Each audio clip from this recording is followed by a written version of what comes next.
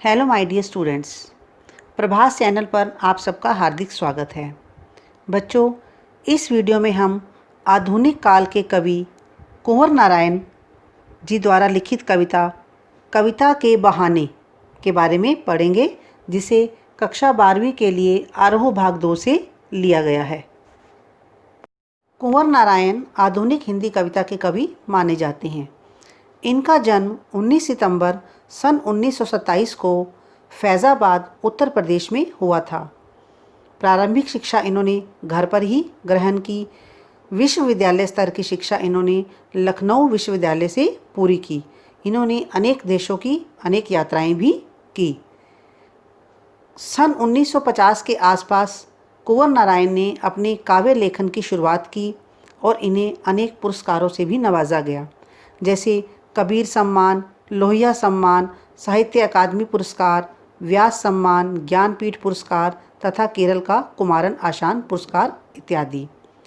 कुंवर नारायण तीसरे सप्तक के प्रमुख कवि माने जाते हैं। चक्रव्यूह, परिवेश हम तुम, अपने सामने कोई दूसरा नहीं, इन दिनों आदि इनके काव्य संग्रह हैं। प्रबंध काव्य में आत्मजयी और कहानी संग्रह में आकारों के आसपास, समीक्षा आज और आज से पहले और सामान्य मेरे साक्षात्कार इत्यादि। कवि ने अपनी कविताओं में हमेशा कर्म को प्राथमिकता दी है। इनकी कविताओं में संयम, परिष्कार और साफ सुथरापन नज़र आता है। कवि कुंवर नारायण ने भाषा और विषय पर अपना नियंत्रण रखा और भाषा और विषय की विविधता इनकी कविताओं के विशेष गुण माने जाते हैं। ये यथार्थवादी कवि माने जाते हैं और खुलापन इनके स्वभाव की मूल विशेषता है। कविता के बहाने कविता एक यात्रा है जो चिड़िया, फूल से लेकर बच्चे तक की है। एक ओर प्रकृति है तो दूसरी ओर भविष्य की ओर कदम बढ़ाता हुआ बच्चा।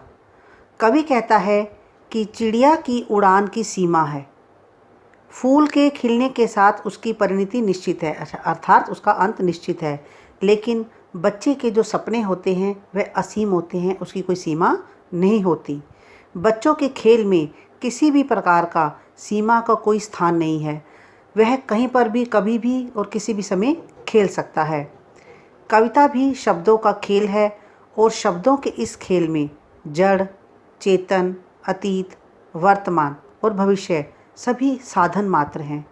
इसलिए जहाँ कहीं भी रचनात्मक ऊर्जा होगी वहाँ सीमाओं के बंधन खुद ब खुद हट जाते हैं, टूट जाते हैं। अर्थात जहाँ क्रिएटिविटी होगी वहाँ किसी भी प्रकार का बंधन नहीं होता। वह सीमा चाहे घर की हो, भाषा की हो या समय की ही क्यों ना हो, वह सीमा उनके लिए सीमा नहीं रहती। तो इस तरह से कवि ने अपनी इस कविता में इसका वर्णन किया है। कविता एक उड़ान है चिड़िया के बहाने, कविता की उड़ान भला चिड़िया क्या जाने। बाहर भीतर, इस घर उस घर, कविता के पंख लगा उड़ने के माने, चिड़िया क्या जाने। कवि कहता है कि कविता कल्पना की उड़ान है। अपनी बात को सिद्ध करने के लिए वह चिड़िया का उदाहरण देता है। साथ ही साथ चिड़िया की उड़ान के बारे में भी वह बताना चाहता है कि वह कहता है कि चिड़िया की जो उड़ान होती है वह सीमित होती है। कविता एक उड़ान है चिड़िया के बहाने, कविता की उड़ान भला चिड़िया क्या जाने। किंतु जो कविता की कल्पना का दायरा होता है वह असीमित होता है, उसकी कोई सीमा नहीं होती, वह सीमा रहित होती है। चिड़िया तो एक घर से दूसरे घर जा सकती है, बाहर भीतर, अंदर जा सकती है, बाहर जा सकती है, इस घर उस घर, इस घर से दूसरे घर तक उड़ती रहती है। लेकिन जो कविता होती है, जो पोएम कविता होती है, उसकी उड़ान व्यापक होती है। कवि के भावों की कोई भी सीमा नहीं है, उसके भाव असीमित हैं। कविता के पंख लगा उड़ने के माने, माने होता है अर्थ। कविता घर घर की कहानी बताती है, वह पंख लगाकर हर जगह उड़ सकती है। उसकी उड़ान चिड़िया के उड़ान के से कहीं आगे है, चिड़िया इस बात को क्या जाने। तो इन पंक्तियों में कवि ने प्रश्न अलंकार का भी प्रयोग किया है। चिड़िया क्या जाने में प्रश्न अलंकार है और पूरी कविता में कवि ने मानवीयकरण अलंकार का प्रयोग किया है, लक्षणा शक्ति का प्रयोग है और ये छंद मुक्त कविता है। कवि ने सरल एवं सहज खड़ी बोली का वर्णन किया है। कविता एक खिलना है फूलों के बहाने, कविता का खिलना भला फूल क्या जाने, बाहर भीतर इस घर उस घर, बिना मुरझाए महकने के माने, फूल क्या जाने। कवि ने इन पंक्तियों में बताया है कि कविता की रचना होती है वह फूलों के बहाने हो सकती है। फूलों को देखकर कवि का मन आनंदित होता है, कवि प्रसन्न होता है और उसे कविता लिखने का एक बहाना मिल जाता है। उसके मन में भी कविता फूल की भांति विकसित होती है। फूल से कविता में रंग आते हैं, भाव आदि आते हैं, परंतु कविता के खिलने के बारे में फूल कुछ नहीं जानते। कविता का खिलना भला फूल क्या जाने, फूलों को इस चीज़ का पता नहीं होता। बाहर भीतर इस घर उस घर, कवि कहता है कि जो फूल होते हैं वे कुछ समय के लिए खिलते हैं, खुशबू फैलाते हैं और उसके बाद मुरझा जाते हैं। उनका जो अंत होता है, उनकी जो परिणति होती है वह निश्चित होती है। वे घर के अंदर बाहर एक घर से दूसरे घर में अपनी खुशबू फैलाते हैं और शीघ्र ही नष्ट हो जाती है।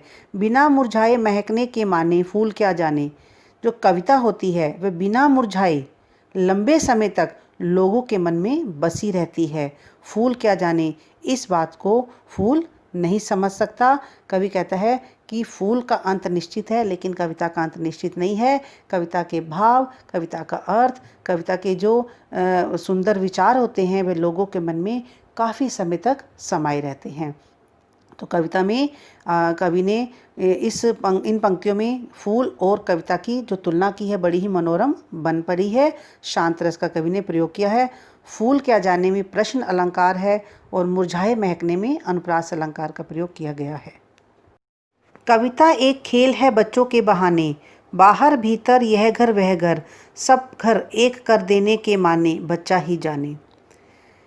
इन पंक्तियों में कवि ने कहा है कि कवि ये मानता है कि जो कविता है वह बच्चों के खेल के समान है। जिस प्रकार बच्चे कहीं पर भी किसी भी तरीके से खेलने लग जाते हैं, उनके लिए कोई भी सीमा नहीं होती, उसी तरह से जो कवि है, कवि के लिए जो कविता है वह शब्दों का खेल है।